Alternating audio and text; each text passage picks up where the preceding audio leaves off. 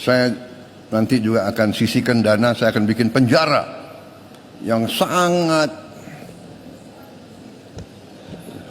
pokoknya sangat kokoh di suatu tempat yang terpencil, mereka nggak bisa keluar malam hari. Kita akan cari pulau, kalau mereka mau keluar biar ketemu sama hiu. Saya tidak akan mundur menghadapi koruptor. Saya tidak akan mundur menghadapi koruptor.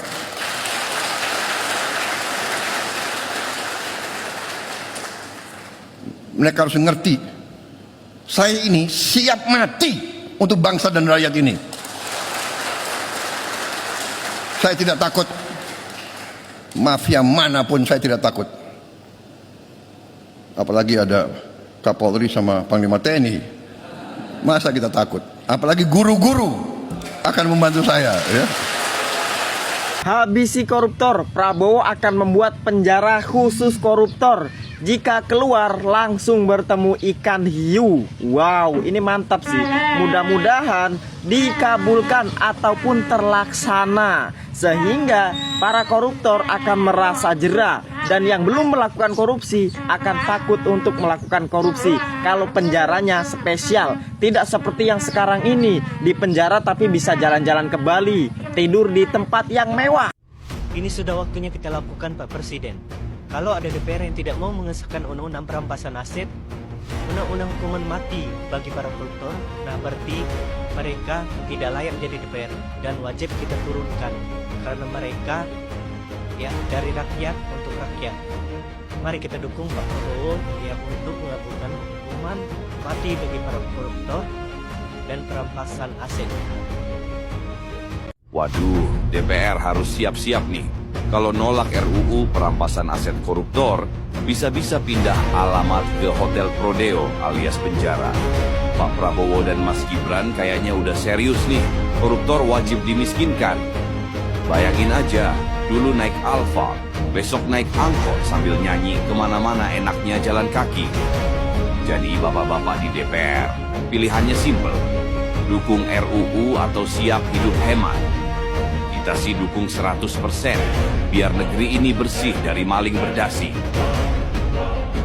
Gua setuju banget dengan statement ini. Kalian bisa baca, Prabowo berhasil menangkap kasus korupsi terbesar di dunia, 1 kuadriliun. Terbesar di dunia, hanya ada di Indonesia korupsi 1 kuadriliun. Memang Indonesia itu beda dengan negara lain. Rekor dunia, Prabowo dijuluki sebagai presiden pemberani tanpa ada rasa takut. Gua setuju banget. Karena apa? Karena di zaman Pak Prabowo korupsi besar-besar dan gila-gilaan bisa tertangkap semua. Di zaman-zaman sebelumnya, you know lah ya, kalian tahu lah ya, apa ada yang berani menangkap korupsi besar-besaran. Bahkan dana bansos waktu corona aja di korupsi besar-besaran cuman ditahan berapa tahun aja. Gila, ini Pak Prabowo bisa menangkap korupsi 1 kuadriliun, ya kan? Dan ini rekor dunia korupsi paling gila di dunia. Hanya Pak Prabowo yang berani menangkap ini. Kalian setuju gak? 3 kali kolom komentar ya. Beredar rumor Don itu kan sebutan pimpinan mafia itu. Don koruptor minyak berencana gulingkan Prabowo. Wow, ngeri kali ini. Don koruptor minyak berencana gulingkan Prabowo. Hasil korupsi minyak sebesar 1.000 triliun lebih dari cukup untuk membuat kekacauan ekonomi dan politik nasional. Ya iyalah, 1.000 triliun. Berapanya nilai APBN ini? Menurut info sedang mengkonsolidasi mafia-mafia untuk mengumpulkan uang untuk gulingkan Prabowo.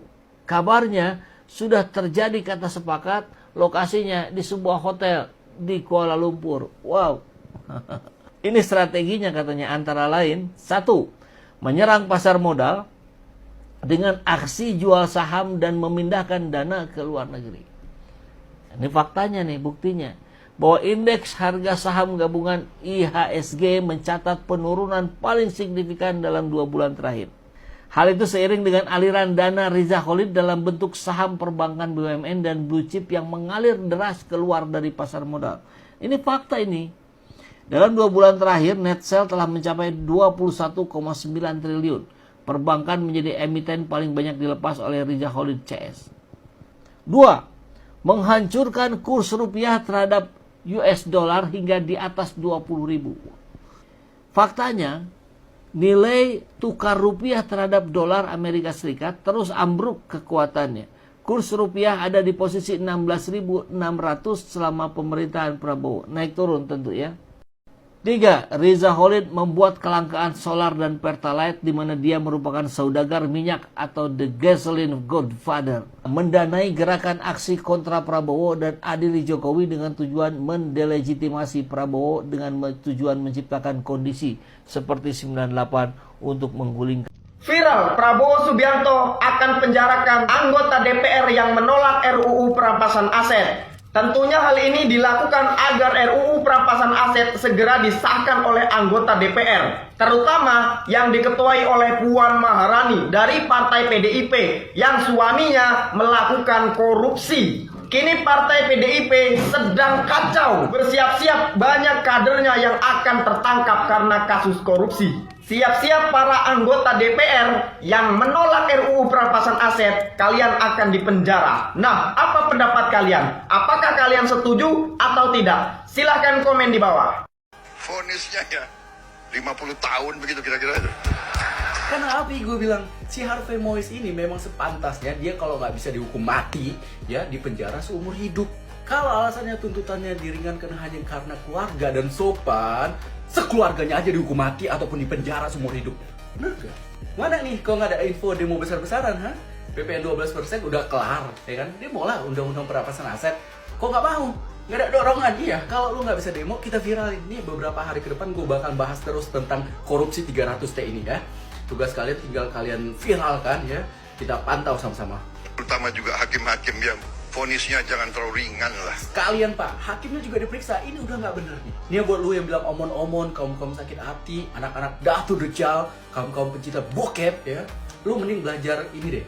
Apa itu lembaga legislatif, eksekutif, dan juga yudikatif. Lah, gue ingetin lagi apa itu trias politika yang dianut sama negara. Kenapa kita menganut sistem ini? Biar presiden itu nggak sewenang-wenang, ada batasan. Atau kita bikin aja negara kita ini komunis seperti Korea Utara, biar koruptor dihukum mati sekeluarga. Udah, nggak usah saling menyalahkan, kita kawal lah sama-sama. Periksa tuh hakim. Siapa yang setuju koruptor ini dihukum mati sekeluarga? Karena apa? Karena ini genetik dari nenek moyangnya itu, Londo Ireng.